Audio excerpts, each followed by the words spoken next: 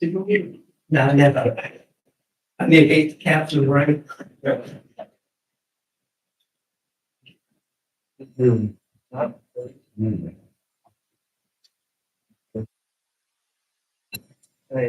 evening, councillors. Welcome to an ordinary meeting of the council on the 24th of March 2025.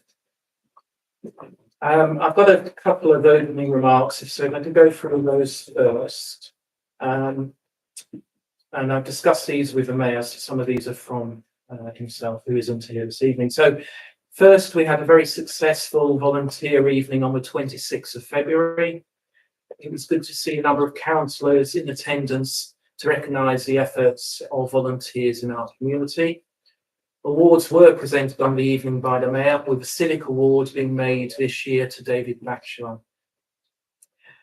The interim grants committee meeting was held on the 3rd of March, and we will be considering the recommendations from that meeting later this evening as part of tonight's agenda.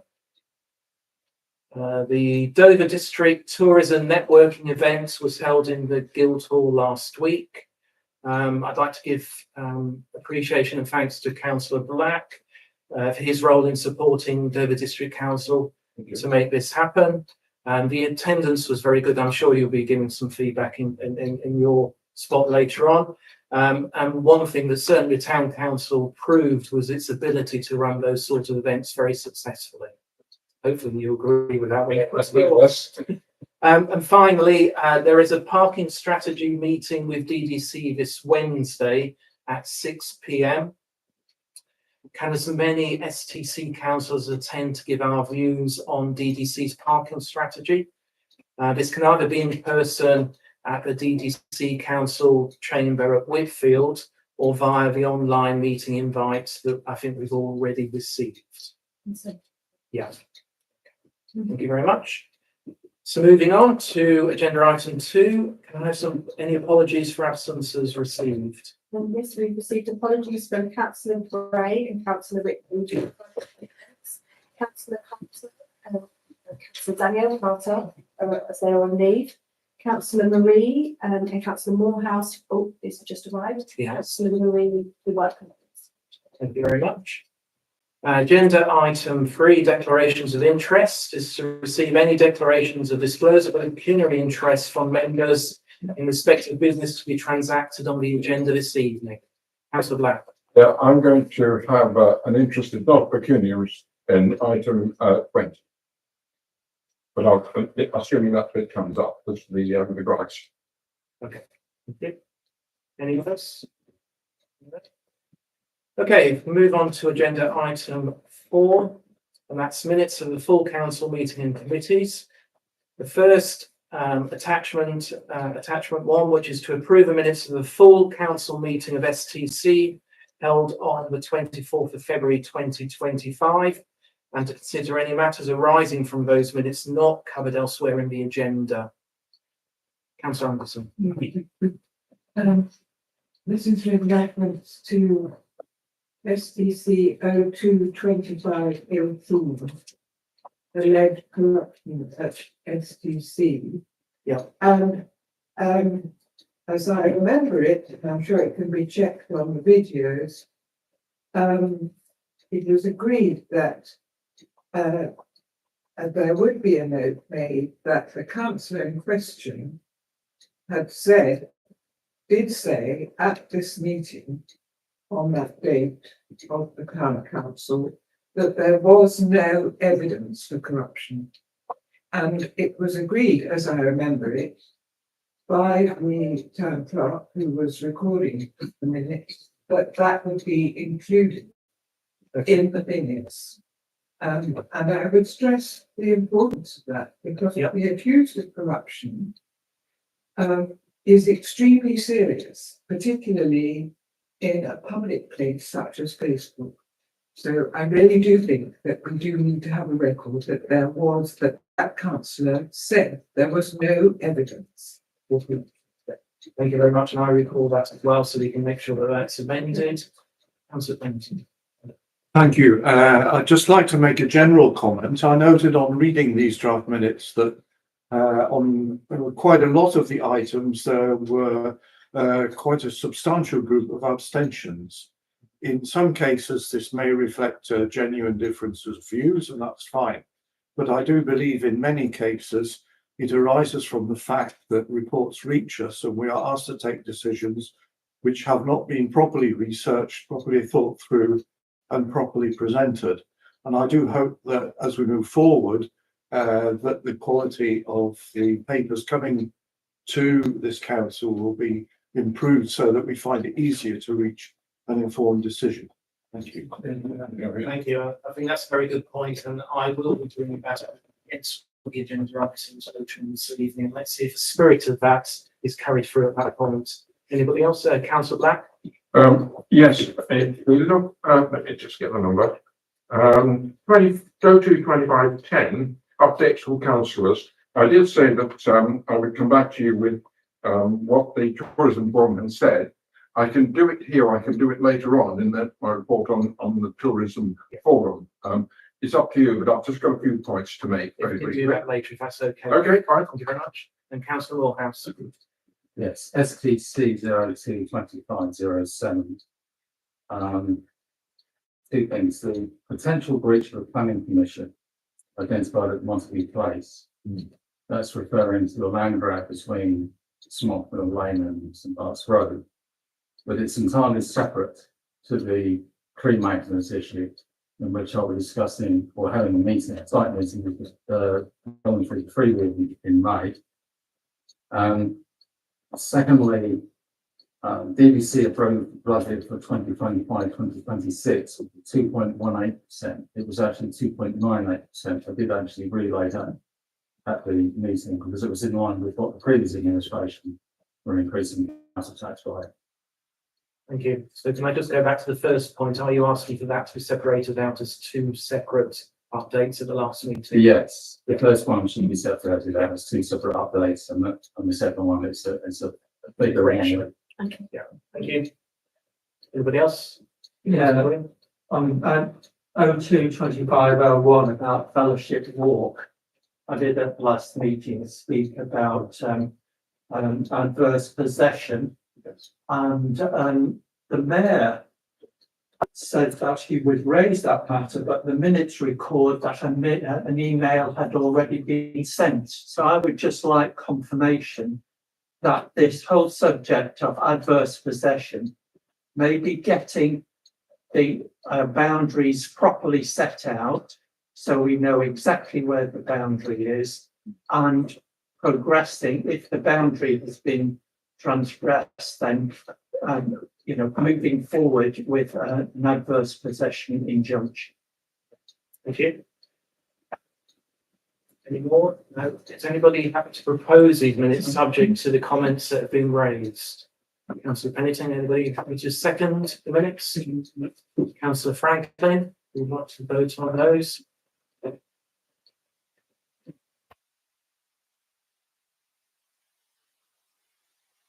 Thank you very much. That's passed. The next set of attachment 2 are the minutes of the planning committee meeting held on the 10th of February 2025. Are there any comments on those? If not, could I take someone who's happy to propose them? No comments. Councillor Franklin, second. Councillor Wiles, those who want to vote. We've got 2 abstentions. Thank you very much.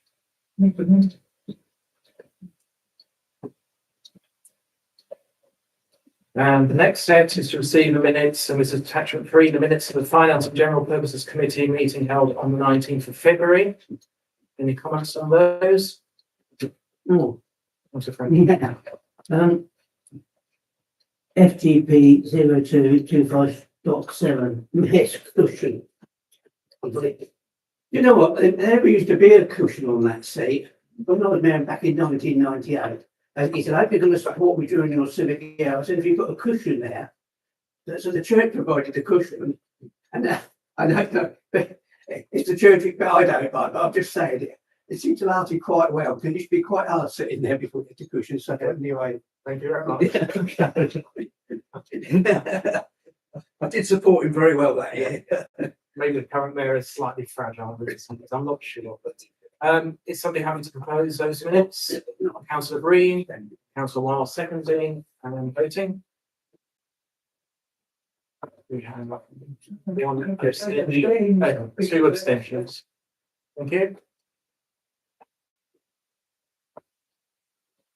And the final set, attachment 4, the minutes of the Monkswell Nature Reserve Committee meeting held on the 2nd of December. Any comments?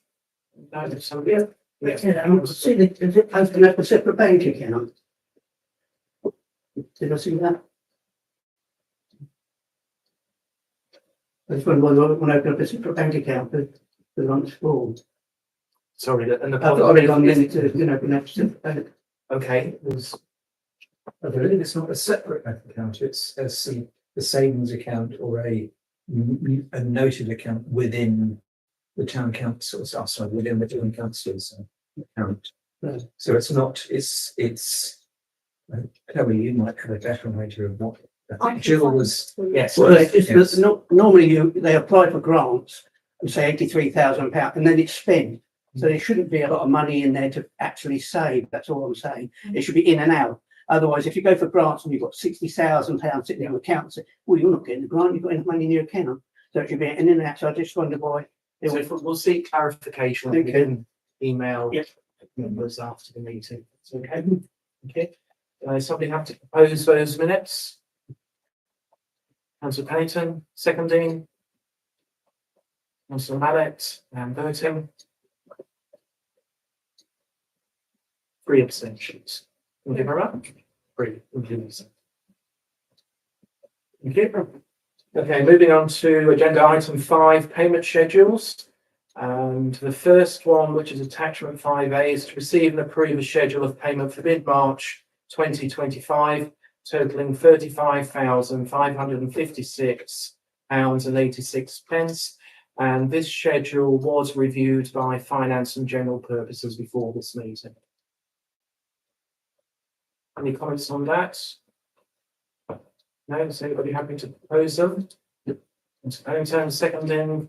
Councillor Wilson, and a vote. It's unanimous, thank you. And payment schedule at attachment 5B is the end of March 2025, and these are for a couple of additional items which haven't been in front of FMGP, and they total £11,559.33. There's been an amendment, so an additional payment. So now the total is £12,866.42. And that's for 3 payments. To make us in the details. Are we happy to propose those unless there's any comments on it? Councillor Franklin's proposing. I'm happy to second them. On the votes. Very much. Moving on to 5C, this is council to confirm nomination of 2 signatories to authorise the end of March 2025 payment schedules on bank line. Do we have anybody who would like to nominate themselves to do that? Limited in terms of those in the room. Councillor Franklin, and on the basis the only other person, unless Councillor Wiles would like, yes, Councillor Wiles would like to do it. Thank you. And then 5D, council to confirm nomination of 2 signatories to authorise mid-April 2025 payment schedules on bank line. I'm happy to do that. Second person. Councillor Franklin. Yeah. Thank you.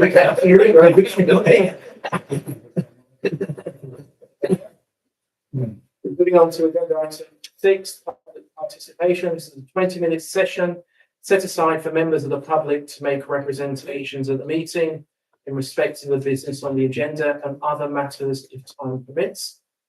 Individual representation should not exceed 5 minutes. Written notice of the desire to exercise a right to speak, together with a topic to be addressed, must be given to the town clerk prior to noon on the day of a meeting. Do we have anybody who would like to speak? 5. Really. Are you happy to stay where you are? Yeah, I'm fine with it. I'm just thinking that we need to address the usage of riding bikes and e-scooters over the forecourt. Yeah. Especially during events, because I've done the whole event the weekend just gone, and I've had multiple people literally flying through the forecourt. Proud of for people, but they're still flying through the forecourt on e-scooters and bikes. Admittedly, most of the ones that I saw, I had to dismount until they got the other end, which most of them did. There was a couple of lads that sort of got out of my eye line and then remounted before they actually got round. But when I'm quite clever, I like to think I am, to actually loop round and witness one of them getting back on. So I reapproached him and asked him to dismount. Very nicely. Oh, kind of. So he then dismounted again and carried on walking with his bike. I just think that we need to sort of step one, put some signs up to say that bikes and e-scooters shouldn't be formally ridden on the forecourt. Thank you, Clive. That is a very valid point to make. And now, first of all, thank you for all that you do, because you're usually ahead of me whenever I come down to events near the forecourt or in the Guildhall. So thanks for all you do. There was a public comment complaining about it, Yeah. saying that it should be raised with the council, which is what sort of persuaded me to do it tonight. So what we'll do is I will refer this on to the property manager to consider your request, and he will come back to you with a view in terms of what will be sensible. Would that be like a sandwich issue though, because isn't the forecourt owned by the EDC? It's our responsibility in terms of the management of the forecourt. So that is something that we could have Yeah. something. Yeah, so the property manager will look at this and he will come back to you. Okay, thank you. On to agenda item 7, verbal report from our district councillors or councillor in this case on matters relating to sandwich. Thank you, Mr. Deputy. First of all, the planning application 23 of week 00176 57 New Street, Sandwich. Application is for works to remove historic fabric in the interior of the listed building. These are covered by the listed status of the building, which is 100% is required. There is a need to ensure that all fabric capable of being reused is securely retained rather than simply being discarded. In addition, there is a need to ensure that the application adequately provides details of structural scaffold. Unfortunately, the submission did not provide sufficient information to enable the application to be determined. The enforcement officer conducted a site meeting, provided the agent with guidance and advised him to engage the qualified structural engineer to assist in providing the relevant details. And furthermore, goes on to advise that they have received no further information to date. This is as promised. I said I would approach DDC planning on 57 New Street following following the owner's presentation at the last meeting. Yeah. Secondly, I go on to the full council meeting that I attended on 26th of February, in which the budget was discussed. I voted against the budget on the basis of it included the parking loss revenue. I use the word loss in inverted commas because I think they actually gain more out of the events than they lose. Following that, I attended a meeting with the DDC leader, Councillor Mallet, the DDC deputy leader, and 2 of the officers, along with Councillor Friend. And we had a discussion about the meeting, the parking charge compensation scheme. I don't believe that we were listened to particularly well. So we decided to call in the when this was discussed at a council meeting, we decided to call this in, which we did. The hearing was last Monday, and the vote was in favour to refer it back to Cabinet in order to hopefully force a U-turn on this policy. I have been in contact with the officers following the meeting on the 3rd of March to try to obtain some form of clarification, because a lot of the wording is very ambiguous. So here's one. So the proposed charge for off-street parking will be £75 as an administration fee to include 10 parking spaces. That incorporates Market Street. The proposed charge for on-street parking will be off-street parking, referring to the car parks, obviously, but not the Guildhall car park, because the Guildhall car park on Sundays is free. The proposed charge for the on-street parking, i.e. Market Street, will be £75 as an administration charge and will include 5 parking bays. The daily charge has been assessed for the off-street parking is, as it says on the meter, £10.80 per day. And they've now assessed that the daily charge for the linear on-street parking, i.e. Market Street, will be £12 per day. What is not clear is how the cost allocation relates to the additional bays. So, for example, the Grassley area on the quay is assessed as having 40 bays. So I've asked, would the cost be £75 as an administration fee to include 10 bays, with the additional 30 bays being charged at £10.80 per day? That isn't clear. It's very ambiguous. The wording does not suggest that is the policy, or whether that's the policy or not. If this is the policy, then the net cost per day, referring to the quay, would be £399 plus VAT of £79.80. Likewise with Market Street, that is assessed as having 21 bays. So I've asked the question, would the cost of £75 as an administration fee to include the 5 bays, with an additional 16 bays being charged at £12 per bay? And the net cost of that per day, this is only applicable on Saturdays because Market Street is free parking on Sundays. That would be £192 plus VAT of £38.40. So I've asked for this clarification on the Sunday parking because this appears to have been overlooked. I've also asked, with respect to the Christmas lights, whether the projected cost of closing the portion of the car park that is owned by DDC, will the policy of charging voluntary organisations for the loss of car parking revenue be implemented? Because that's not clear either. An entirely separate issue I've addressed is the key green in that. These event organisers are paying £195 per day for the duration of the weekend. Duration of the weekend, sorry. But not all of that area is fit for hire. If you look in the dip between the Grass Street and the play area, that damage was caused back in 2015, still not been repaired.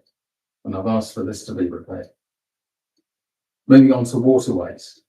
So on the 13th of February, I contacted, aware of the fact that we had met with Darren Solly and Emma Jane Allen back on the 29th of August last year, about and when it was confirmed that the window of opportunity for actually doing any work was between mid-February and mid-April. So more or less bang on in mid-February, I sent an email asking for an update. And I received an update within 24 hours, in fact, the same day. And then furthermore, going on from that, on the 25th of February, I had an email confirming that they were on site with the ecologists completing the vegetation clearance and the water bowl survey work. And this is in preparation for the license to commence work week beginning 10th of March. I've now been on another update on the 10th of March, suggested that the contractor will be on site tomorrow, i.e. the 11th of March, finishing off the destructive search of any watervole burrows within all proposed working areas. They go on to inform me that this has required a different license from previously.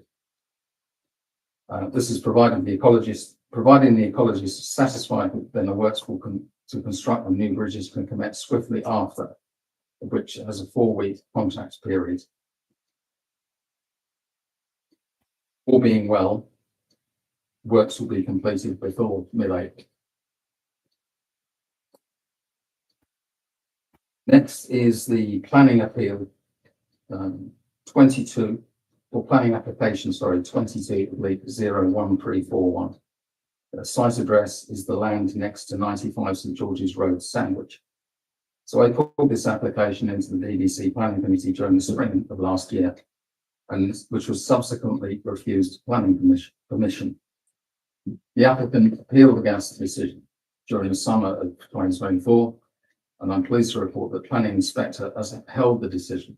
This decision was announced in January, made by the DDC Planning Committee. I'm now asking whether the planning breaches will be addressed by the restoration of the biodiversity that existed at the site prior to the developer undertaking preemptive clearance. Should I not get a particularly favourable response, I will use this in conjunction with the land grab to 95, between St Vast Road and Smockmill Lane that I spoke of earlier, to ask the planning committee what they're doing, because if they're not enforcing planning laws, what is their purpose? And I alluded to this at the Heritage and House Day, meeting that we had last week. I attended a meeting on the community caretaker scheme on the 3rd of March, and I'm awaiting further updates. So I hope before the next council meeting we'll have an update on that. And lastly, I attended the member briefing for the development at Archers Low, SAP 22, on Tuesday, 18th of March. Disappointed to be advised that solar paneling will not be included, but that heat pumps will be. Anyway, the timeline is the public consultation begins today for a period of 2 weeks. The planning application will be submitted in April. They target the planning application to be considered at the DDC Planning Committee in July. Projected building works to start in Q1 of 2026 and dwelling completion during Q4 of 2026. With no questions.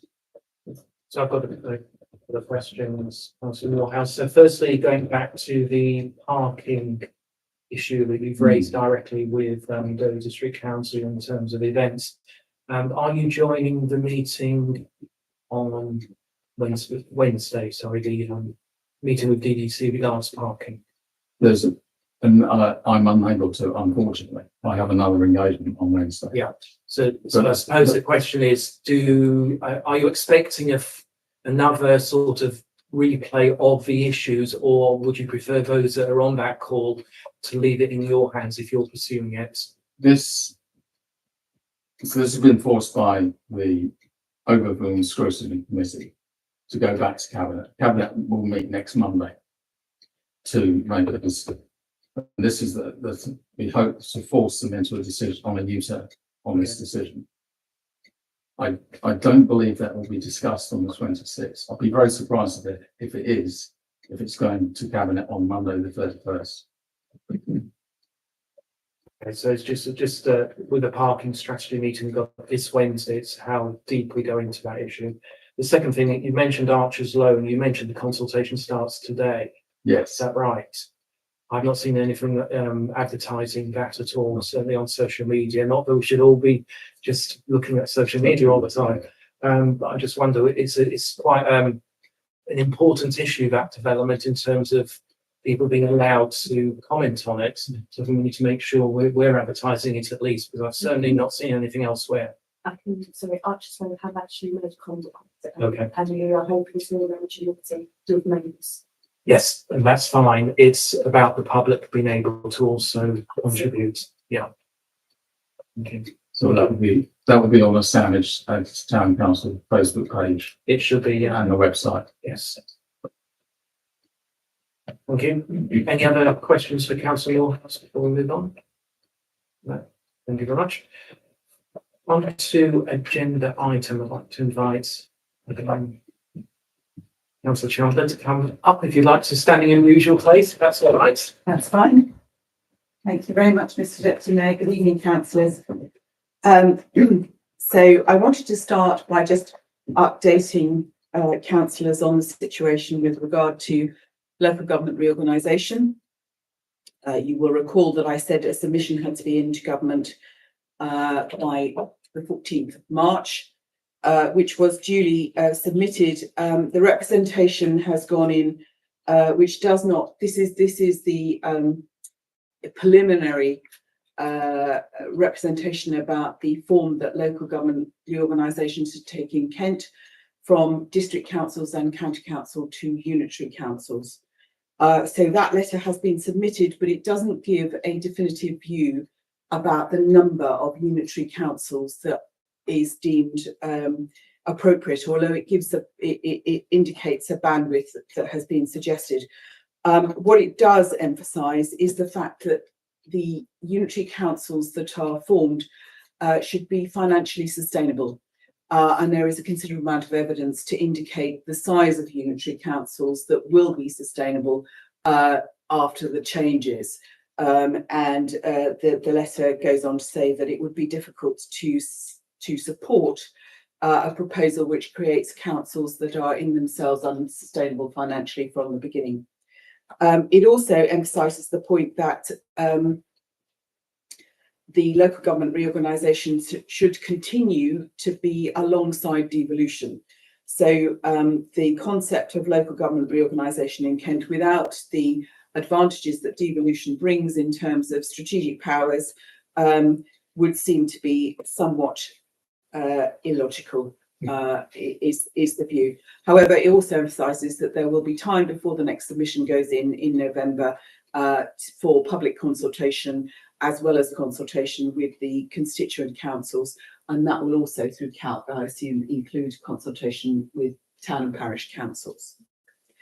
I just wanted to let council know that you may well have seen that the evidence that was given to the Government Transport Select Committee last week emphasised very clearly the disruption that's caused in Kent, all over Kent, but we know well in this area, by the amount of works that the utilities carry out on our roads and the disruption that causes to both residents and to local business, but also the lack of powers that a local authority has to manage that in any meaningful way, and the, what shall I say, the tactics that some utility companies are using in order to designate some works as emergency works. So there was a request for clarity to be applied to the definition of emergency works, which is probably not the one that Southern Water currently use, to be perfectly honest. We're basically saying that everybody needs to work on this if we're going to get to a sensible place where those utility works can be managed in a better way. So we will wait and see what heed the government actually pay to that representation. We weren't alone in that. There were other local authorities, two other local authorities, I think, who were saying pretty much the same thing in a slightly different way.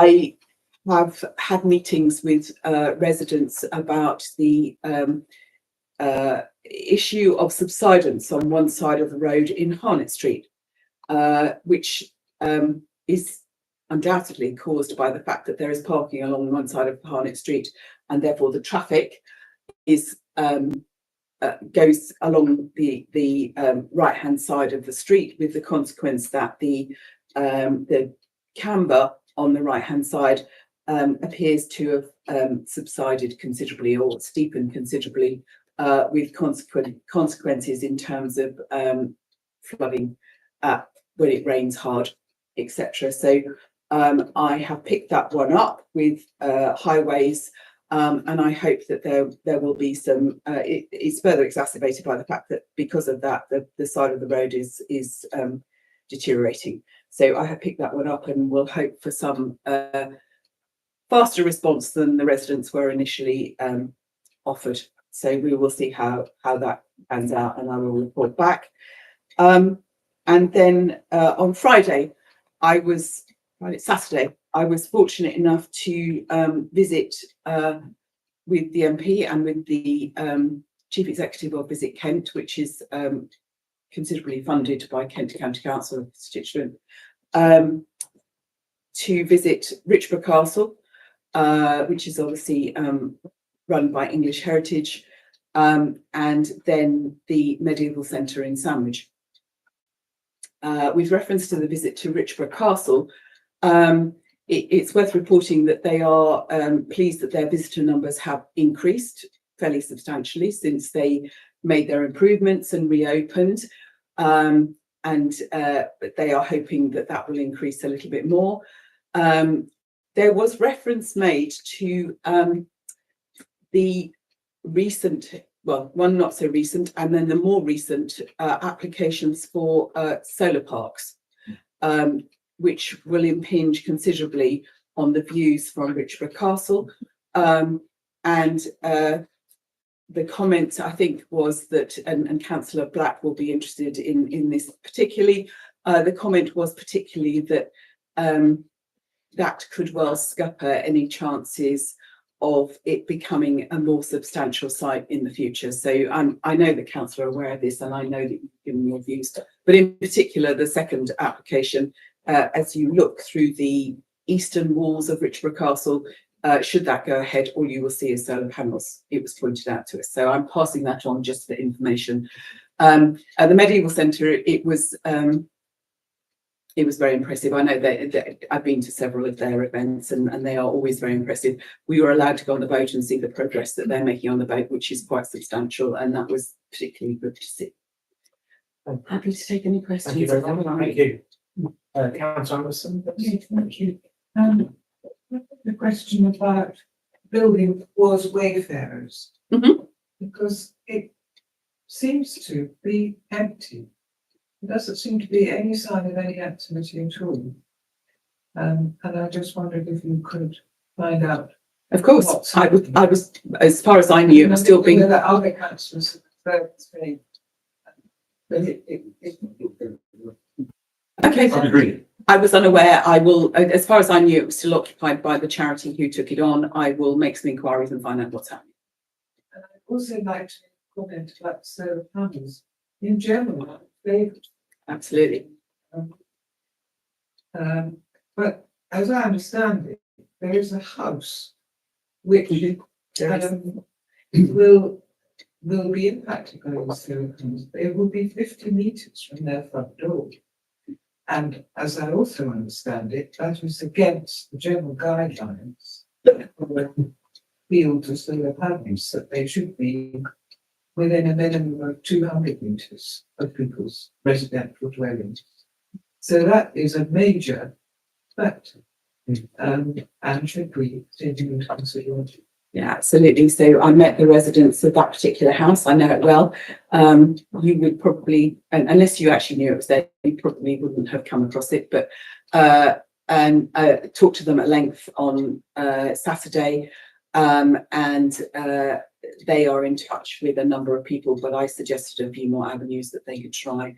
The MP has also taken up their case. So you're absolutely right. It is very close, and the applicants were apparently unaware of the existence of that particular house until they turned up at one of their. It seems somewhat remiss of the surveyors who did this, but anyway, that is the situation. So you're absolutely right. Yeah, I should perhaps just also clarify that yes, I'm all for encouraging solar panels, and Councillor Morehouse mentioned them as well.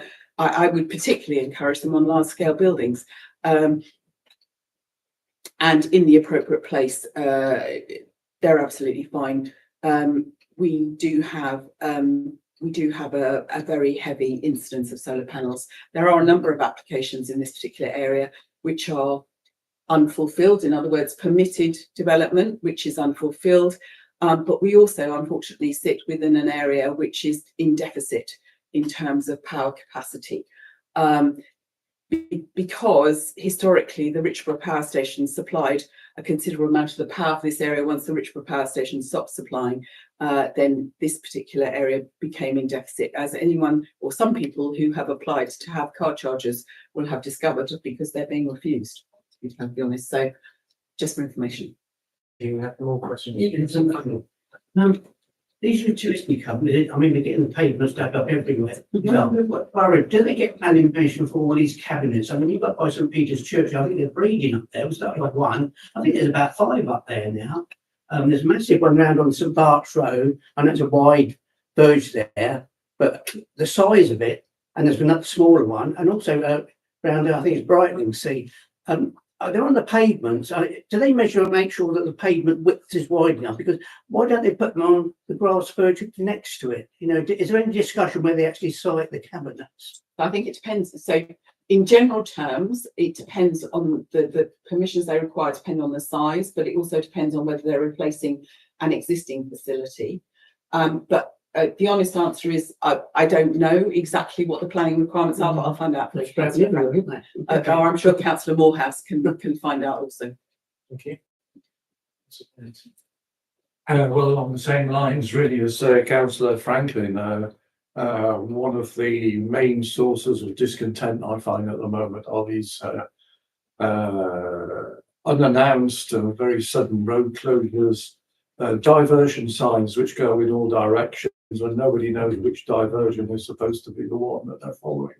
It really is chaotic. I understand that nationally over 25% of requests from utility companies are said to be emergencies, but there has to be some better control of that, some better vetting and some better planning on the part of the utility companies to ensure that residents are seriously inconvenienced. It's not only creating a waste of time, it's creating very often dangerous situations in relation to road safety.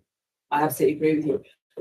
And numerous representations to the cabinet member and numerous representations from KCC to government on this particular one have resulted in the representations we made to the select committee last week. So, you know, hopefully a combined effort on this can actually achieve some improvements.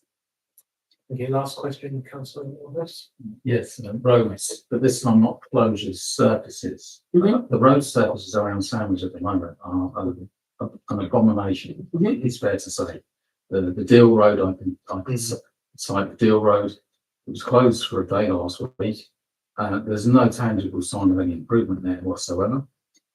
The Ramsgate Road when I asked you a couple of years ago about the Ramsgate Road, you quite rightly told me about the resurfacing work that was planning between the toll bridge and the entrance to the industrial estate. It does beg a belief why they didn't go further up towards Maxwell, because that is now resembling a farm track, as is the stretch of road between St Bart's and the eastern side of St Bart's and the new street level crossing, which again is play a game of dodge the pothole.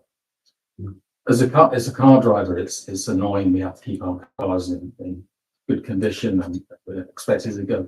There's no such requisite for roads. But what concerns me as well is cyclists.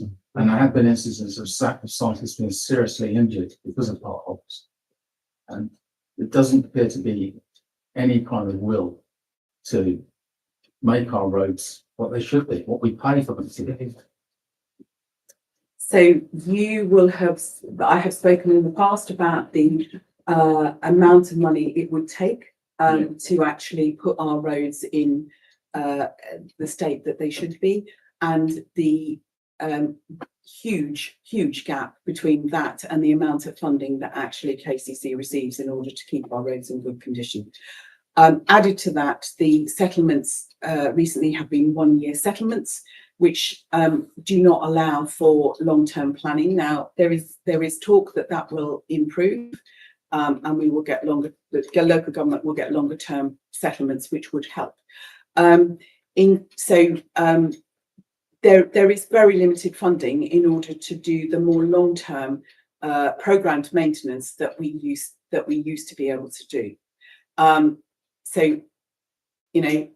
We can only use the money that we are given by government in order to fund that. We don't have surplus within the council to read, although we do have a core budget, a core council budget, but we don't have surplus with other things that we have to fund in order to do that. In terms of potholes, that might be a danger to a cyclist, if they are reported as such, they will be inspected and will be repaired. Because there is a strict criteria around the seriousness of potholes, and they will be done within that time frame if they pose a safety risk to both motorists and to cyclists. They need to be designated as such when they're reported. If they're reported to me, I will do so, but it is quicker to actually report them through the reporting tool on the KCC website. Okay, wonderful. Yeah, it was reported on 6 o'clock news this evening that there is extra pot of money to deal with, particularly with potholes. Yeah. But as I understand it, it will be competed for between local authorities. So You're right. KCC will need to get its act together. KCC is absolutely going to compete for the amount of money. Unfortunately, sometimes such competing can be a little bit misleading. As was some of the funding before the budget, which was then designated in terms of other things than community characteristics rather than need in a particular place. But yeah, we will be. I would have thought, given channel ports and so on, that we the funding for roads is on a parity, whether you are up in Cumbria or whether you are down in Kent. The amount of money we're paid per mile of road is the same for us on the roads in Dover, for example, as they are on the minor roads in Cumbria or North Yorkshire. Unfortunately. Thank you very much. Feel free to stay if you Thank you. want to. Thank you. Okay, we move on to the next agenda item 9. I see that we don't have our local police officer here this evening. Have we had a report from them? If we could request one, that would be good. Thank you very much. Moving on to item 10, update from councillors. Are there any councillors like to start with? Councillor Mallet and Councillor Black? Mallet, no. Yes. Yeah. There's two areas to cover. One is Councillor Morehouse has largely covered already the parking fees. Now I do appreciate that I'm coming at this with two hats on, or multiple hats, both councillor and dealing with events. But we essentially, it was 2 meetings I went to. The meeting, as Councillor Morehouse suggested, with Mills and various in the events team, the parking team, and other teams. I could echo Councillor Morehouse's comments. It was dispiriting when responses such as Sandwich Town Council will have to put its precept up in order to give the money to the festivals, to be able to give to Dover, to be able to pay for the parking, that we should equally go to the businesses, the shops, the pubs, and say, we're bringing more customers in, you need to pay us money. And if you don't, we will get competing stall holders who will provide the food and the drinks so that you don't get anything. Which was, coming from a council was unfortunate. On a brighter side, we have tested out part of the VE Day celebration events, which will be the Leave to Land, which will go into the courtroom. The first one, there will be 10 of these, which will replicate what we had in January of last year. I've arranged 10's license, so we have a bar in the forecourt. and I've sort of shown, where was it? The badges, we'll be giving 240 to the junior school with the Sandwich VE Day logo on. I just spoke to a few of you with regard to whether it should be. This is a 0.83. This is a 1-inch badge, which you prefer. It's even. There will be I will flick a coin. All shops have had one of these, which just basically warns them to say, advises them to say what is coming. And you will also, I emailed a brochure, a draft of the brochure, it's welcome comments. And please, any comments you have on it, any modifications, additions, please feel free to say. And I'll do a final draft, which I'll circulate and say, this is it, it's going to go to the printers. Thank you very much. That's all that. Following on the VE, actually the tourism networking event, we did do quite a hard sell using the brochure, especially through tourist authorities and so on, pointing out the unique feature that we're going to have. So hopefully all the people will pick that up. I know that Compass also picked that up. I've got 3 items to talk about very quickly. Do you remember the level crossing fiasco we had a long time ago? Network Rail have now agreed to arrange for some of their managers to come and talk to us. The problem we've got is finding a date, because we feel that if we have a special meeting one evening, attendance to these has been rather low. So I spoke to the Mayor and the Councillor whilst we think we'll either catch it onto an STC meeting or an F&GP meeting.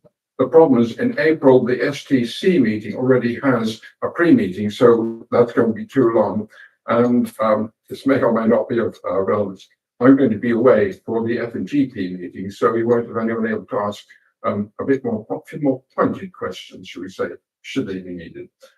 So I'm going to see if we get something in May to them to come to attend.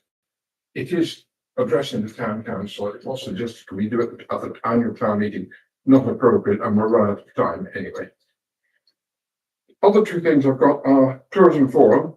I raised the matters that had been raised by the Sandwich Town Council about tourism committee and so on. They were quite adamant they do not want tourism committee in its old form at all. They felt that this would be too bureaucratic and would create problems. They want a much looser relationship. They would like to continue using the Guildhall as a venue. Prepared to give members of the Heritage and Townscape the notes of the forum meetings, but they're not doing a special report. They are very concerned about the low level of activity Sandwich Town Council is engaged in about tourism. In particular, they really keep on saying, sort out what you're doing with the Visitor Information Centre. I've got no comments to where it should go, but the forum really feels this needs to be sorted out. And then secondly, what it actually does, because I think that's part of the problem. And secondly, could we please sort out the website? So I've got a meeting with the town clerk when she comes back to start talking about her vision for the website, and let's hope we can get some things there to be much more of a sales tool and a signpost to other websites. So that's the forum. The networking, there were about 70 plus attendees. This was organised by Dover District Council. They organise one a year. The last one was in, at the Astor Theatre Deal this year. It's here. I think it's going to be in Dover next year. I spoke to quite a few people there. Interestingly, the most important thing I've got is I'm going to speak to a couple of blue badge holders who either live in Sandwich or close to Sandwich to get their views about the practicality and the reality and unjaundiced views to what's good about Sandwich and what is lacking in Sandwich, and we need to consider both. Also spoke to the Compass group to talk about problems with communications, that people not picking up from the Compass group what is happening. And this to some extent feeds into a suggestion elsewhere that need a chamber of commerce. I'm not getting into that debate at all, but I will be meeting the Compass group to see what can we do better about communications of events, because we can't have stallholders saying or shopholders saying, I knew nothing about it. That isn't acceptable. They need to be ready for it. Spoke to a lot of people from places like Deal and Dover, so it's looking at what they do, what we do. There may be a couple of good contacts coming from that. The only unfortunate thing was that we have arranged to take people to the medieval centre, and a very, very, very small number decided to go. And in fact, when I got there, they said, oh no, we've run out of time. So it was most unfortunate. The medieval centre put on some volunteers, and I was excellent, as you alluded to, and unfortunately, very, very poor attendance. But you know, we can't do anything about that. But overall, I think it was a success. Thank you. Thank you, Councillor Black. Anybody else? Councillor Wallace? We'll just report back on the Friends of the Empire Cinema. There's a couple of new committee members have been recruited. One of whom is was previously the manager of the Bevis Mark Synagogue in London. Managed to achieve about £6 million of grant funding for that building, and is also involved with the arts project in Cliftonville, where he's managed to secure lots of grant funding. So we're hoping that his expertise will be able to assist the Tollbridge Fund in perhaps identifying sources of funding for the future refurbishment of the cinema. There is a meeting of the committee on Thursday. I regret to say that the relationship with the lessee of the cinema has not flourished between the lessee and the Friends, and it might be the case that the Friends ceases to exist, but I won't go into the details of that at this stage. But there is also some talk within that committee about setting up open air screenings on the forecourt. So there might be some proposals coming forward at some point from individuals or organisations. Good. Thank you. Thank you, Councillor Wallace. Okay. We move on to the next agenda item, which is agenda item 11. And this is financial information, budget comparison, financial statement, cash book, bank reconciliations and forecast 2024-25 reports. We've got 3 attachments here, 6A, 6B and 6C. All 3 of these have been reviewed at Finance and General Purposes Committee. So if I could go through them in the order as included in the agenda. So the first is to receive and note the Sandwich Town Council bank reconciliation as of the 28th of February 2025. If there are no comments, would somebody propose that we receive and note these? Vote. Councillor Morehouse and Councillor Miles. Can we vote on those? That's unanimous. Thank you. The second one is to receive and note the Sandwich Town Council financial budget comparison report as of the 28th of February 2025. Note. Seconder. That's the Pennington. And the votes. That's unanimous. The final one is to receive and note the financial statement cash book as of the 28th of February 2025. Going for the hat trick mode. And seconder, Councillor Pennington as well. And the votes. That's unanimous as well. Thank you. Moving on to agenda item 12, seating arrangements in the council chamber. We don't have a report to support this. What I'd like to propose, because actually this is, we've experienced both configurations. I'd like to allow Councillor Franklin, who's brought this request, to put forward his reasons for wanting us to revert to the previous configuration. Then I'd like to invite Councillor Wiles, who will have the alternative view on that. And then if there are any extra bits that people feel have really been missed, we'll do that. But if not, if we could go to a vote after that. Okay, Councillor. Thank you, Mr. Deputy. Well, it's 3 years since we've come back to the council chamber after having our meetings in the main hall because of COVID, and prior to that, we didn't see the iPads. So therefore, I was amazed when I attended the January meeting of the town council to see that tables and chairs for the council have been rearranged by the town clerk. I asked why and was informed that the council had requested this due to a resolution passed over 3 years ago in the town council meetings were held in the main hall, the big hall, due to the COVID restrictions. Before the town council returned back to the council chamber, the traditional seat arrangement, the minutes are valid from this time due to clerical issues. The Guildhall was built in the 16th century, comprising a large ground floor room for meetings of the town guilds, elections of mayors, deputies, court proceedings, and use for voting in borough council, town, DDC, KCC, general elections, and public meetings over the years. The council chamber was designed to allow a rectangular arrangement of tables and chairs, with the mayor and town clerk sitting at one end and the other 15 councillors seated on the other three sides, with room for over 20 residents to attend a meeting seated behind councillors opposite the mayor. This arrangement has been used by the town council for over 400 years. Dover District Council used the seating arrangement for councillors and officers when the new council was built. Officers were built at Whitfield in 1974. This is a traditional layout. The mayor's parlour was used for committee meetings of the town council every month after the monthly meetings of the town council and Tollbridge Fund. This stopped during COVID about 6 years ago and has not resumed. I did not ask for the committee meetings to be included in this agenda. I didn't want to go back into the mayor's parlour. I was asked to chair the town council meetings in early 2020 after the mayor declined to attend any further meetings of the town council and the deputy mayor had previously resigned at that time. COVID restrictions were completely lifted and the town council resumed a historical seat in this council chamber in May, and I was elected mayor at that time for the third time. I asked the town clerk for a meeting to discuss the changed seating arrangements for the town council. The clerk replied that the mayor would also like to attend the meeting, to which I agreed. The meeting took place in the mayor's parlour February the 19th. I asked the town clerk why after 3 years the seating was altered. The mayor replied that Councillor Gray had asked for the seating to be rearranged or he would resign from the town council. The mayor stated he asked the town clerk to change the seating arrangement because he did not want Councillor Gray to resign because he did not want a by-election because of the cost involved. I said this was appeasement and the debate should take place at the full town council.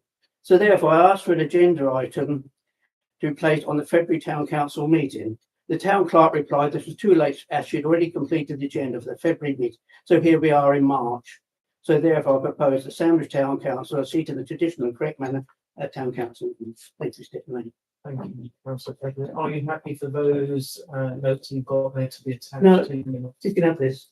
Thank you very much. Could I invite Councillor Lars? Yes, yeah, going back to February 2022, four new councillors were elected, and one of the key issues for us was having a new seating arrangement whereby we face the public rather than sitting with our backs to the public. That was what was happening at the time of lockdown in the main hall. When we came back in here, it's not something that we pursued, unfortunately, but when this new arrangement was set up, I was surprised, I have to say, because I'd not been consulted about that, but I'm happy that it has been done in this way because, as I say, one of our key concerns was to not face the sit with our backs to the public. I think that's disrespectful to the public. I think we should be more open in the way we conduct our meetings. I don't particularly like having people sitting looking at the back of my head, and I think this arrangement is more satisfactory. Actually, I would prefer the arrangement to be a U shape, whereby we have councillors there, and there, and the public sitting here. And I think how we have it now is fine. Perhaps in that configuration, whatever happens, I don't think we should sit with our backs to the public. I think it's rude and it's disrespectful, and I think it's tradition, but it's a tradition that we should shift to one side. Thank you, Councillor Lars. Are there any significant points that have been missed? Councillor Augustine. No points have been missed, but I really can't see the problem about us looking at the public and the public looking at us and without our backs to them. And I'm not sure what the evidence is that the council has always sat with their backs to the public. Yes, yeah. I'd just like to add, the mayor sits there, there's 16 town councils, the mayor sits there, the town clerk bench is there. How are we going to sit 15 councillors around here? They won't, because before there was 2 people sharing a corner there and 2 people sharing a corner. I do like this idea, but it doesn't, if you're going to do it, it does need spacing out to we can get 15 councillors around the table. But I still prefer the traditional method, because I think it's just too squashed. Councillor Black. I'd agree that we're a bit slosh, but there's actually more space at the top. There's 3 people sitting there, you could easily have 5 or 6. And that would address some of the issues that you've got. I know, there is more space there. It's just been tradition, obviously, that the mayor will sit there with the meat coat farms and have space for the mayor set up appropriately. But I do think we could think positively about how we use a bit more space at that end. But I do agree, it is a constrained room. It's very difficult to get everybody in. Just finally, councillor. I think I agree with that. I think there's easily space for 6 people at the top table. Perhaps the committee chairs could sit with the mayor and the deputy mayor and the town clerk, and then you could have a U shape here with the public sitting behind. I think that would work perfectly well, but I don't think we should sit with our backs to the public.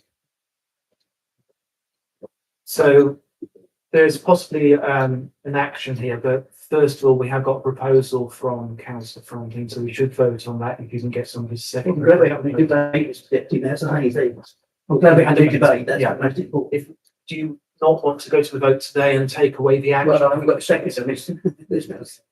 So what I would like us to take it away and look at what's been suggested in terms of trying to address both how you've raised it, but also making it work in terms of facing the public. Make sure the council have plenty of space. Yeah. Thank you very much, Councillor Franklin. We can move on to the next 3 items actually. The next 3 items, 13, 14 and 15, all relate to the Georgina Maddox charity. Agenda item 13 is the Maddox Trust Portfolio Position Review, and that's attachment 7 in the pack. This requires a decision on whether to adopt the proposed schedule of investment for the Georgina Maddox investment portfolio. Just a couple of points I wanted to mention before we open up for comments. We were asked at the last STC meeting to consider adopting the proposed schedule of investment. It was resolved that the item be deferred for councillors to reflect on the proposal itself. Key concerns raised were the dividend yield was not acceptable, and for some members there was an unhappiness with the proposal itself.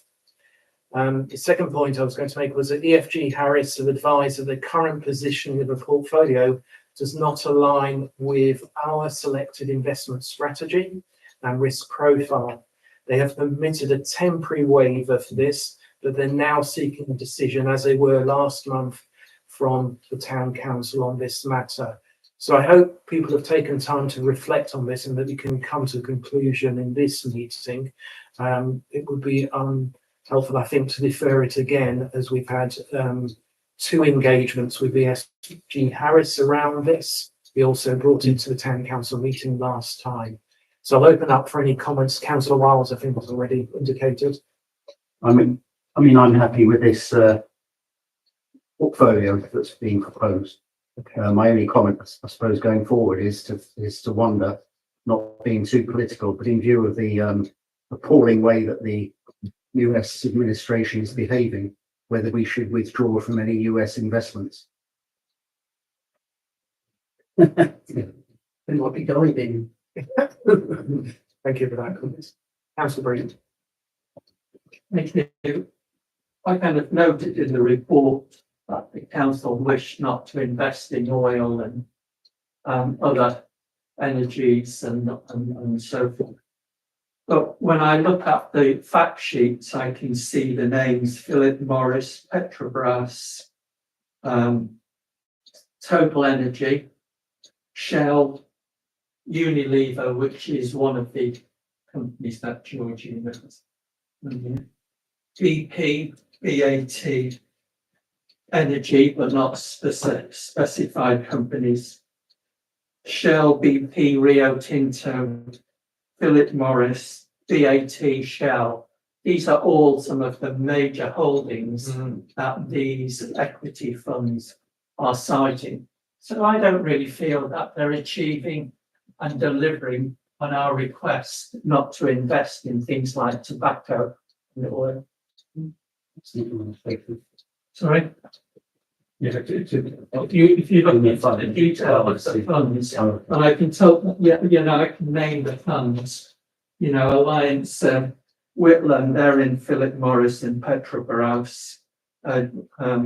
Low Debenture are in Shell, BP and Rio Tinto. James Henderson, Philip Morris, Schroders. I've got major customers of the major investments are in BAT and Shell. And I've just trawled through about a dozen of them.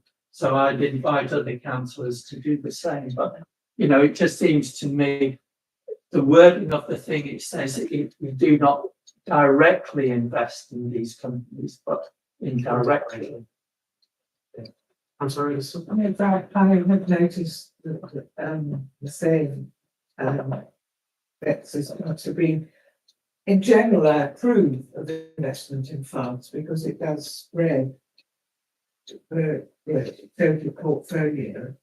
But as I think I've mentioned before, I have a portfolio myself, which I have made certain over the years is only ethically invested. And I am invested in funds which do not invest in oil, fossil fuels of any kind, no mining, no drink, no armaments. And actually it does rather well. So, it is possible to invest in funds which are specifically arranged for people like myself or institutions like this one, if that is how we are minded to proceed, which is personally what I would like. Personally, I don't believe in this zero thing. I think we still need backup systems. I still think we need oil, we need diesel for our tractors. A lot of these companies now are doing a lot of green initiatives, aren't they, with solar farms and different things. So I think we should still carry on investing in them as long as they're achieving a good result, because we're still going to want fuel. I mean, we cut back on coal now, haven't we? I mean, look at what happened at Heathrow. We needed diesel generators there, didn't they? But apparently said they didn't have one. I think in all the hospitals, they really need diesel generators just in case it goes down. So I think we still need diesel. We can't just say, oh, get rid of all the oil companies. No, we do need them. And I think we should keep shares in them. I'm going to be a bit controversial in that for a change. Isn't our first objective to maximise the return? And that's why I have been a pension trustee and taught very early in the training. But the main objective of a trustee is to maximise the return, or it's one of the main objectives. And if we start having, I use them inverted commas, ethical investments, there is danger we may not. And the world has changed since January. Europe is going to have to think completely differently about the way it does things. So why aren't you looking at Kinetic? Why aren't you looking at BAE systems and so on? Yeah. You really have to start looking at people like that. Yeah. We can have all these wonderful things in the world, but if we ain't got a defence industry, we are in deep trouble. And the world has changed completely. We can no longer rely upon certain allies. They won't be there. So, in terms of this paper, the report that's come here, it's to ask us whether to decide to adopt the proposed schedule of investment for the investment portfolio. We've got some specific comments regarding direct investments that don't comply with our strategy. We've also got a suggestion in terms of where we might want the investments possibly to be targeted as well. So in terms of voting on this, we can vote in principle to adopt the investment portfolio as described from EFG Harris, but take forward the actions, or alternatively, we can turn down that, but we're going to be in a very difficult position if we turn it down again, because the pressure from EFG Harris is that they've got to the point now where they are not running our investment portfolio in line with our strategy and our risk profile. And that's where we need to get to. I would like to make a suggestion that we accept this advice, and we see how we go. I mean, we'll see how it moves in relation to all the other movements, comparator indices and so on.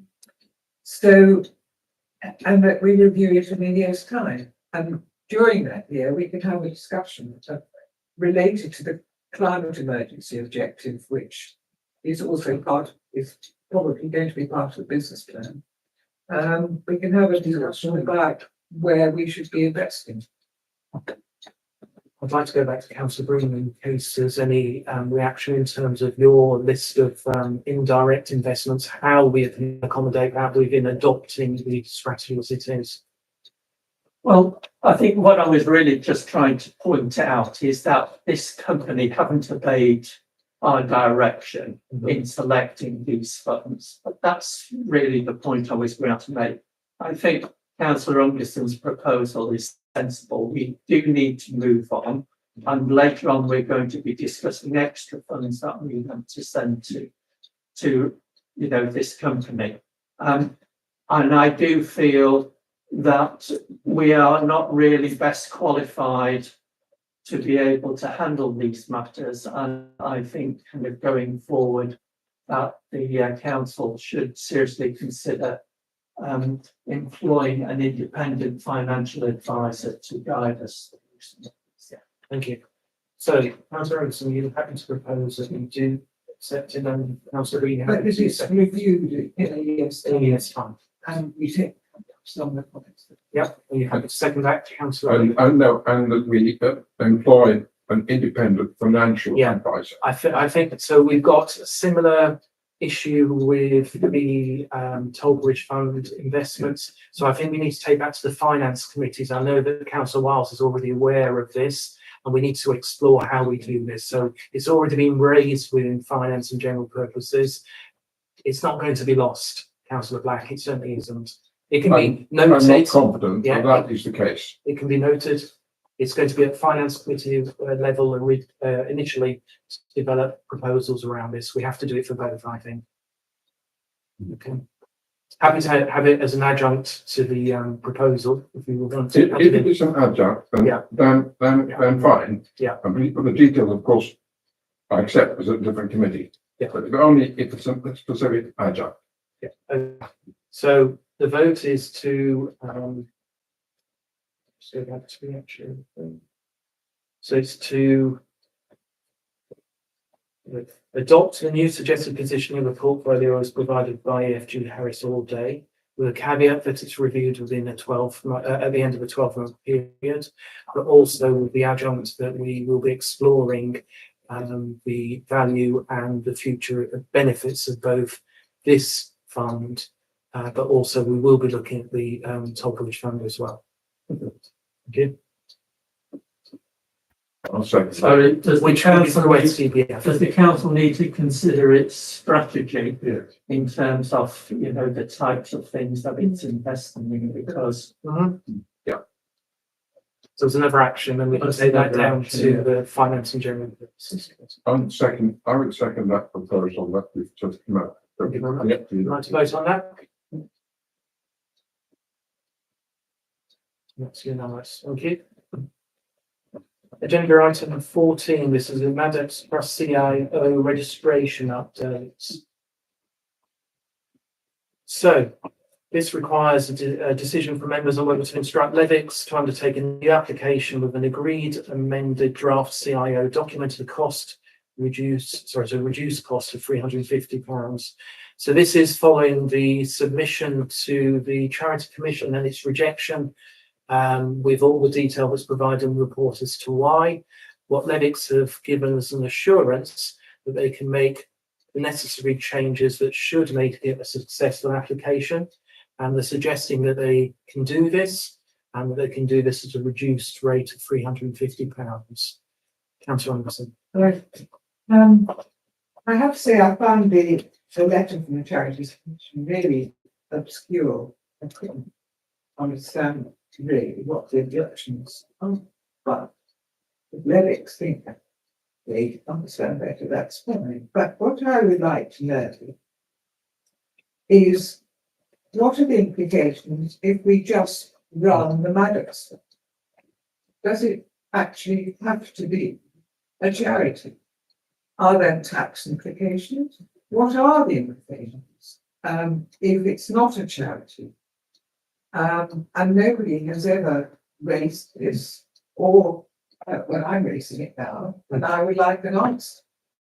What does it matter? Why does it matter? And are there financial implications if we're not a charity? Well, are there taxing? I don't know. It's not an answer that I can give you an answer to today. It is something I need to get back and ask and research. I think it needs to be done. The issue will be that if we do defer this again, then this won't come back for another month, and it'll be a further month's delay to progressing a request to set up a charity. If people recognise that, Councillor Pennington. Yes, thank you. I think it probably does have major implications whether it's a charity or not. I think we might, if we go ahead with what's proposed with child support, we might ask for clarification on this point. Councillor Green. Other thing, I think in terms of, does it need to be a charity? I think there is a need to separate this money from the town council so that it doesn't get lost in the town council. And I would say we've kind of seen over the last few months how the town council is struggling with being able to cope with Maddox. You know, it was October that the Maddox Management Committee was established, and we've not been able to meet yet. You know, and that is really because of capacity issues within the town council itself. In respect of the approval of this extra £350, I have to say that I've lost faith in Levix. I think they've delivered a poor service. We paid them several thousand, or a couple of £1,000 to help with the charity incorporation document, and now they want us to pay for them. You know, they didn't give us the right advice when they had the opportunity. They prolonged the service. They didn't do anything for us in January because they had other commitments. And I've previously suggested to the town clerk that we should go out to a couple of other consultants. I don't think we should be paying Levix extra money. And indeed, I don't know whether we've paid them the original fee. Councillor Franklin. Yeah, I agree with Councillor Green. They should have advised us before we put the application into the charity commission. So now they're trying to get an extra bit of money out of it. I think the thing about having it as a charity, if you've got investments you're earning, it's most probably investments would be taxable income. Whereas if it's a charity, but that's not just that's my thoughts on that. That's why it's a charity. And I didn't realise we were setting up as a CIO. Kind of interested. I didn't think we were doing. I thought we were just setting up a charity and people apply for grants. It has to be one of the models, and CIO is the model. I think that we. Well, good to lean there, bits. I think we should ask for someone else to have a look. Yep. Councillor Anderson. Oh, yes, thank you. Yes, I mean, I would like that clarification, clear and simple, that if we're not a charity, then no tax implications. And they would be considerable given the income that's being proposed. But secondly, being a charity isn't a defence against the experience in the Tollbridge Fund, because the Tollbridge Fund, as we know, is being used to prop up the town council and reduce the precept and so on, and has been historically. So there probably is some other way, not being a lawyer, I have no idea, but if it was set up as a trust, if it was a Maddox trust, not a charitable trust, but a trust, then maybe it would be defended from the town council's obligations. But as we know from the Tollbridge Fund, it's not a good thing. And then finally, Councillor Black. Thank you. I think to answer the point that Tollbridge Fund has mired in many decades of very poor state, and I think this could be a very, very different situation. And certainly my impression is this one's be completely different. I am also concerned that why are we paying this bunch of lawyers yet more money? They should sort it out. They, by the sound of it, were the ones who made the mistake. I suspected, given possibly to a junior, who knows? They should fix it at their own cost. If they can't do that, well, okay, we'll have to pay Matthew to question that. My suggestion is get it fixed. Get the registration in as a charity. I can't see any other realistic way. But then say, thank you very much, we'll find someone else. Finish and get them to finish the job and then goodbye. Okay, I'll take just one more from council. It's more a case of, I don't really know whether it's trust or charity or whatever. It's what we have that we can present to the public to say, we've reached a point where it is a safe and secure, looked after, honest, decent thing.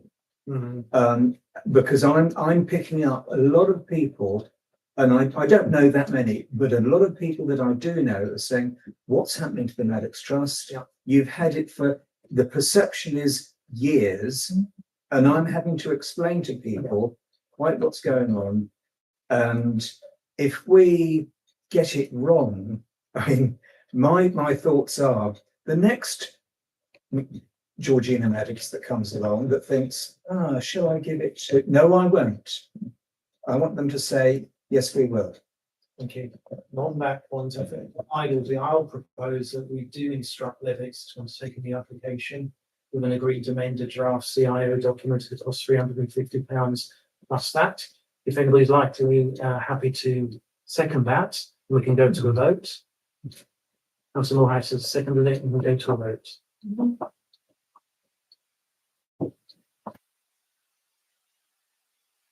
We've got one abstention and one against.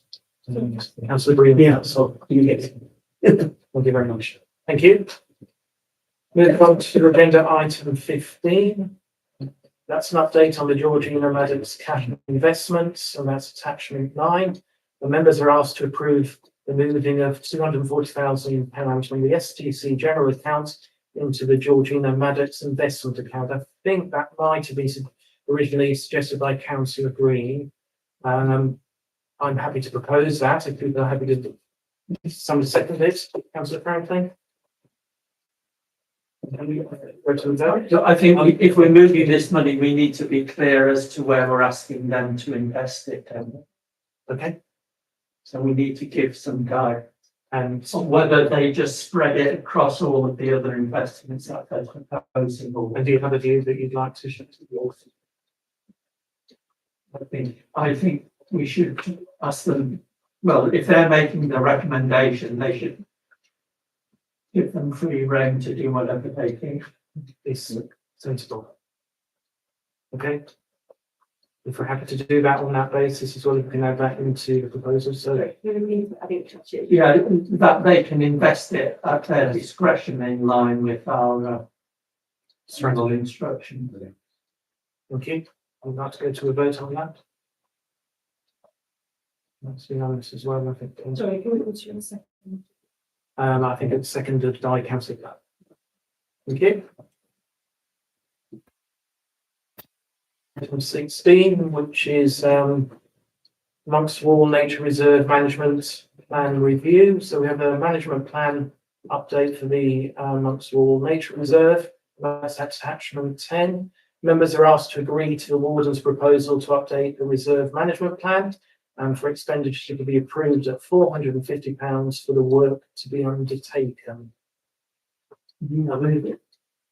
Councillor Frank was proposing it. Councillor Morehouse is seconding it. And that's carried unanimously. Thank you. And we move on to agenda item 17, VE Day event expenditure. Councillor Mallow, would you like to talk to this?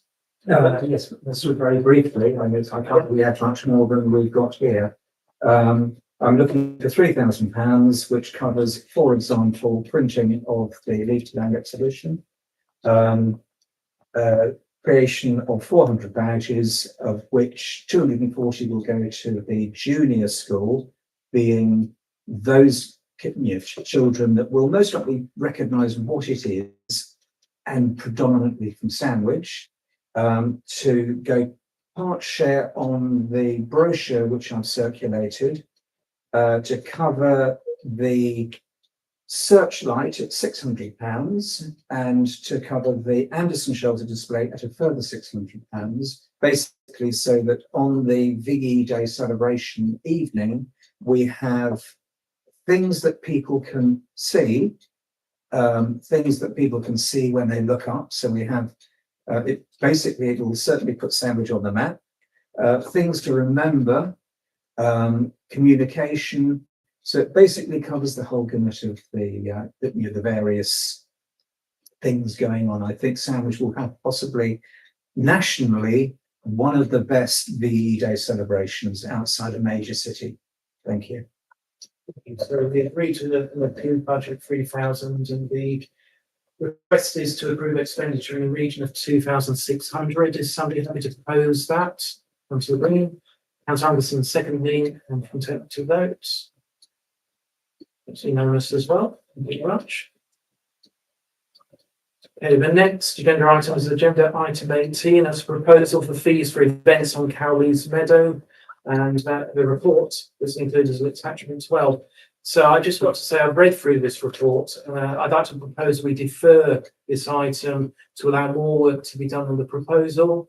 It would be helpful to have information on the number and types of requests received to use the meadow in the past, justification for choosing a flat fee of £40, whether we need to consider a fee structure for using the meadow itself for events, and what the money raised might be used for. For example, should it just simply go into the general account, or should it be refinanced, for example, for environmental purposes? So what I'm trying to say is this report is very scant on detail, back to Councillor Pennington's point about at the start in terms of having fully fleshed out reports. That would be my proposal, but I'll take Councillor Black's comment first. Thank you. Yeah, very similar, because 3 modes, £770. We're going to need to have 20 uses just to break even. I'm not suggesting we should run this necessarily for a significant profit, but the absence of data here is pretty poor. Yeah. I'll be polite. So you're happy to second my proposal? I will second defer it. Okay, can we take a vote? Oh, We're deferring it, fancy, unless you've got something material. well, I was just going to say, it's the main problem with it. It's very soft, and I think if you're going to have a consultant, I think you're going to need to put land drains in there. Yep. Because we have had Giancarlos in the past in August when it's dry, Yeah. and we've had medieval fairs. But it does need a lot of investment on drainage. Yeah. No, it's just a comment. Okay. If we're going to go ahead with improving and making Cowley's more visible, I believe that the gate should be improved, because all we need is somebody breaking in and possibly living there. Yep. You know what I mean? And it would cost a hell of a lot more to deal with that than a decent gate, because that gate is not worth this. It's falling apart. So you can feedback as well in terms. So I'd like another proposal to come back, hopefully to the next meeting with a bit more detail. Is it also including events on Cowley's Meadow? Is it about parking for events or else? There's a whole host of missing sets of information on this. So it's been seconded by Councillor Black and proposed to defer it. That's unanimous. Thank you very much. Agenda item 19, the draft business plan, and that's attachment 13. The business plan has already been shared with members to review and comment. It is presented to this meeting for consideration of adopting. I'd like to ask Councillor Wiles to introduce this item and cover some of these key points within the report itself. Thank you. Yes, this has been developed by myself, Councillor Chuka, and the town clerk over the last couple of months or so. It's really just setting out our priorities for the next 2 years up until May 2027, the last 2 years of this council. It has been circulated to councillors previously. I did receive some comments back, which I've tried to incorporate into the report. So hopefully, if you're upset about something that's not being included, you could raise it now. But it's a fairly hopefully a fairly understandable document which sets out the background of the council, what we're trying to do, and also in Appendix 4, some more detailed actions for both next year and the year after, up until May 27th. So I'm happy to take any Thank you. questions or comments. Skew first, and on Councillor Anderson. Well, on page 2, the second paragraph, I think it should be Sandwich is a wonderful place in which to live and work with a strong community spirit. And the following sentence doesn't make sense to me at all. Society is always changing, but we have to seek to manage it to turn to our advantage. So my suggestion is we delete that sentence and instead have a much more upbeat statement. An awful lot is going on in this town. And I think we could mention some of the societies like the Sandwich Arts Society, the History Society. We could mention the clubs, the boxing club, the cricket club, tennis club, football club. I think we could mention that we have a whole series of places where interesting, exciting, popular community events take place, such as the Guildhall, dancing this evening, such as St Mary's Arts Centre, concerts, art exhibitions, such as the Jubilee Centre, various new activities are planned for that, Sandwich Pantry. And on the question of volunteering, there is a problem about getting people to volunteer. On the other hand, we have successes. And I think we could stress Sandwich in Bloom, for instance, which is, I think, an amazing success with volunteers really helping to make the town a more attractive place in which to live and visit. So altogether, I think a slightly more detailed and certainly much more upbeat statement about Sandwich. Councillor Miles. So on the first page, those things all mentioned: tennis courts, meeting rooms, St Mary's, fitness and health facilities, nature reserves. We try to encompass everything that's going on in the town. We do mention volunteers. Some of this was cut and paste, so I think the bits you referred to, I don't think I wrote that bit. But yeah, I take the point that it's perhaps not as upbeat as it could be, but one of the things we try to say in here is that this council does face some challenges, in the global macroeconomic sense, but also in terms of its own administration. I do hope this council is prepared to accept some of those challenges over the next few years and the key big decisions that have to be taken. Okay. I would like to add this on the thing that council is saying. But okay, so we don't have a orchestra. We're a very small town. Canterbury doesn't have. What we do have, and the clue is in the name, we have the Manwood Singers, we have the Sandwich Music Group, the Sandwich Training Band, the Sandwich Concert Band, the Choir of St Clement's Church, which is sung in Westminster Abbey and Rochester Cathedral, the Becker Ensemble, and the Railway Swing Band, all of which regularly perform in public to a fee-paying public. And it's just staggering to me. We have a really rich musical heritage in this and activity in this town. And to say we don't have an orchestra, well, who cares? It would be very surprising that a town of 6,000 would produce an orchestra, but we produce all these other musical activities. Could I just say that I just respond to that because I did circulate this report to you. None of these points have been raised for tonight, so it is rather frustrating when people stand up and make these comments when they've had an opportunity to respond previously. Yes, thank you. Yes, I did comment very soon after I received this. In principle, I think the business plan is very, very welcome, and I think we needed it, and I think we should use it as a tool for all our discussions. So in principle, I'm in favour, but my first impression was that it was what I would call, it's a Guildhall bubble document. It talks a lot about internal issues, but it doesn't go out to the town and talk about a lot of the issues maybe that people in the town are more concerned about. And I did raise one particular issue, which is I think that we should do much more in terms of helping support our schools and our young people through our activities. I think this should be one of the key priorities.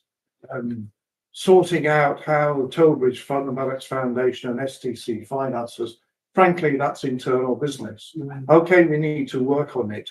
But if we are using a document or preparing a document where we go out and say to the town, this is what we think the priorities are, I think they would look at you with glazed eyes if you talk about some of the more internal financial management.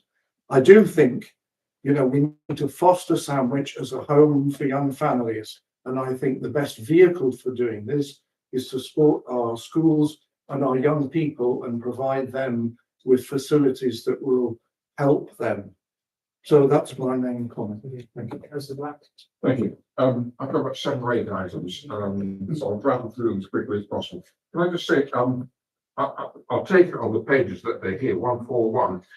Just a minor correction. It's said under section 3 that we're not going to be part of local government restructuring unitary authorities. And we've heard, of course, from Councillor Chandler, we will. Please, let's get this right. That needs to be corrected. I then go on to page 144. I've got to try to be short as possible. It says improve on the 9 key points. Point 2, improve internal efficiency. This has to be include the delivery of efficient statutory processes, and I'm assuming, Councillor Wise, that's what you're thinking of. And if that's the case, then I'm content with that. The only other point I've made is in item 7 on that page. We have got highway improvement plan funds of £11,000. That will pay for something like 3 TROs. Come on, folks. I think we're being, people will read this and take us on trust, which is right. But we're not going to be able to do much with the highway improvement plan. I think we're in danger of gilding the lily, and I don't think that will help us.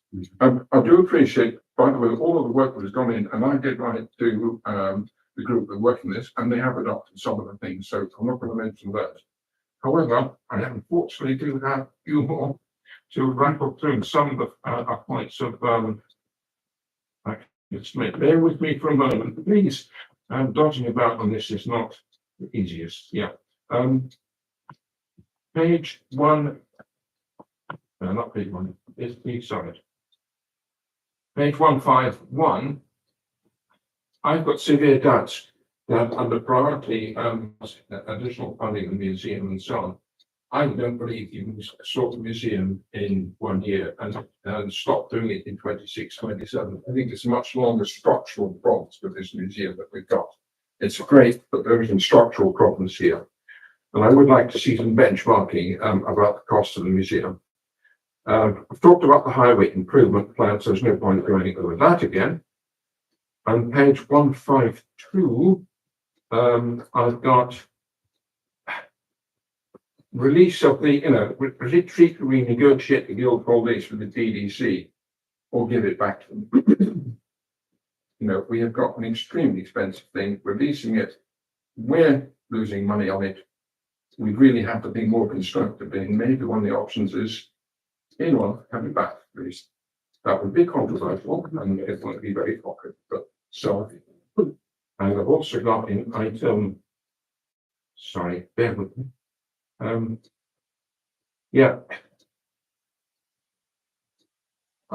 We really have to look at item 7, respond robustly to climate change. We have a huge problem, as has been raised at other meetings, about DDC's rejection of any significant energy improvements in the conservation area and with listed buildings. That is a huge problem, which, for us to claim we're going to do this, when we've got this major problem, we need to work with DDC or whoever succeeds, and we are constrained by the legislation.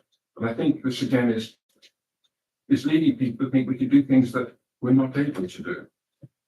I'm very brief on my other ones. Sorry about this. Yeah, promoting sandwich as a I've mentioned things. We need to sort out the website. We need to sort out the digital information centre. However we do it. So again, we're kidding ourselves if we think this is going to be easy. It's not going to be very easy at all. And we're glad to know I'll be sitting down at the moment. Sorry about this, folks. Yes, this then is an issue for me, having been on the Standing Orders Working Group. I do not believe it's the role of the town, the officers to write terms of reference. That is our job as councillors. They can advise us on legality, that's fine, but terms of reference are our job. And that's a very, very key thing. It should not be officers, because they naturally have a way of looking at things, which is perfectly correct. We have a different way, and we're the elected representatives. Thank you. Thank you. Councillor Morris. Thank you. Can I make a proposal that instead of airing the corrections and semantics and omissions, that we give ourselves 3 weeks to respond to it and have a deadline on Monday, the 14th of April, to invite councillors. That's the Wise is happy with this, to amend the draft, unless it's absolutely critical that we adopt it tonight. Councillor Wiles. Yeah, I have no objection to that. I mean, Appendix 1, just to be clear what our duties, discretionary duties and powers are. Dealing with young people is not a discretionary power or duty of this parish council. I mean, I can understand the ambition to do everything and to be all things to all people, but we have limited resources. The staff are stretched. You know, we talked about that earlier on tonight. We have to think about what we can do realistically. And one of the key themes of this is to try, having spent the last 2 years dealing with all the internal stuff, is to try to go outwards a bit more and to do things out there that the public see and appreciate. So we're talking about, you know, trying to encourage a Chamber of Commerce to do more outside the Guild Hall. But we have to be realistic about what we can and cannot do. Thank you. So I think there's a proposal from Councillor Morehouse that we defer this to give a 3-week window. If we do that, could I ask councillors to take this seriously as an opportunity to provide, and it much better that actually a draft inclusion should be included rather than just a pointer to aid Councillor Wiles in terms of looking about it in earnest. So if we do that, then we would bring it back to the April meeting of the full town council. Be happy to propose that. So happy to like, also like to thank Councillor Wiles for the endeavours. Especially Councillor Black, and we vote on that. Thank you. We've got 1 item left. Thank you. Thank you. The final item is agenda item 20 is the STC funding panel report with recommendations.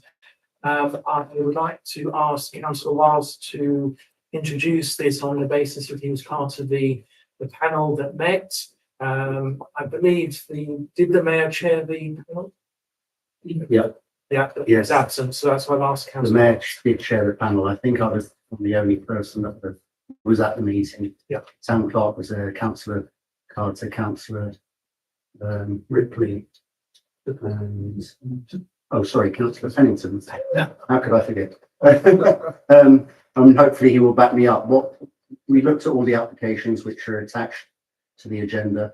This was a short-term funding solution which Councillor Black led on with a group of other councillors, because we recognised that the Maddox Fund would not be up and running in the near future, and that the Tollbridge Fund, we'd already made a decision not to make any grant allocation this year. So this was a short-term solution to deal with some of those groups that needed funds at this stage and who would otherwise be in trouble if they didn't receive funding.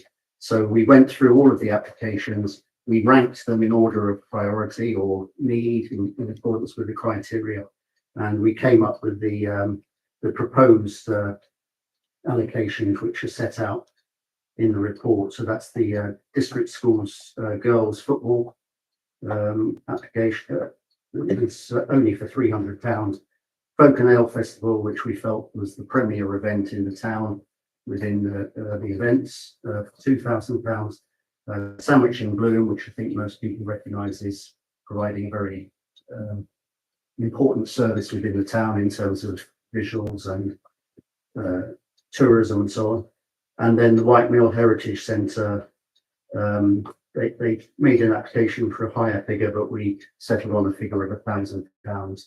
And partly that was because they had other money. And also, if you remember, we gave them the granite sets, which were quite a significant financial contribution in kind. So those are the 4 proposed allocations that we're asking you to accept tonight.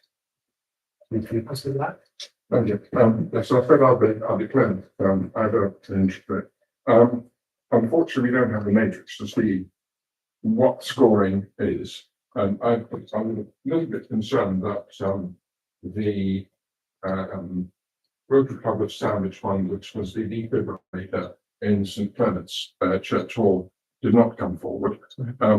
Problem there is that's very heavily used. It's very heavily used by groups that also engage upon physical activity, things like the table tennis club, Fit for Life, and other activities. And the nearest defibrillator that we are aware of is in the Bell.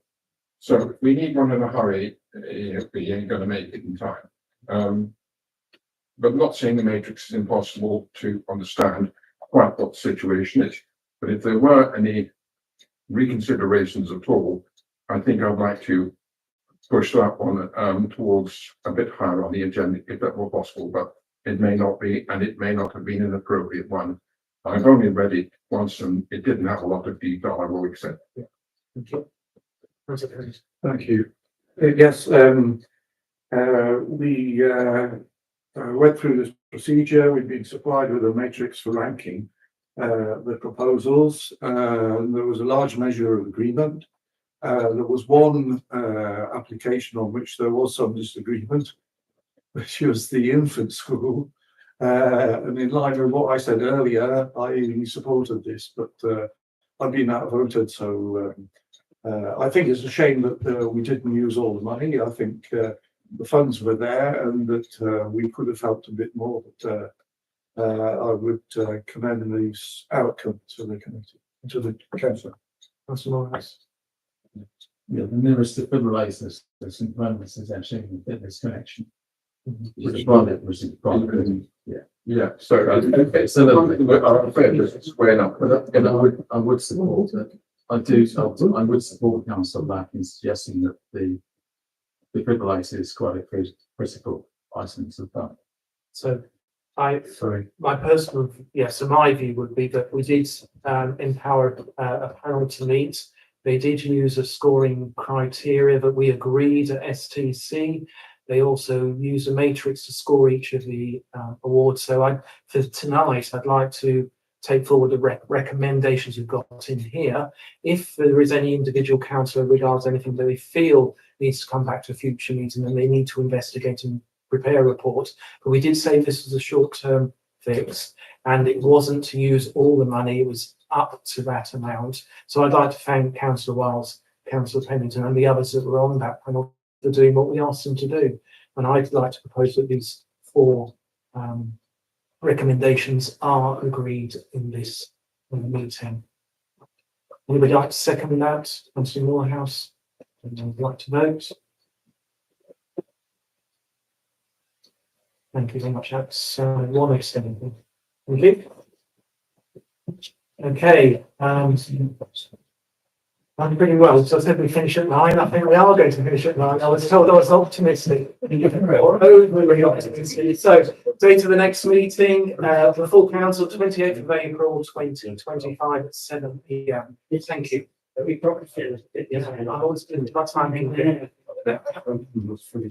Thank you. Yes. Yes. Waiting on. Just Back in the sixties. Your father was It's fine. Call me if there's any problems. But yeah, sure. That one we. Yeah.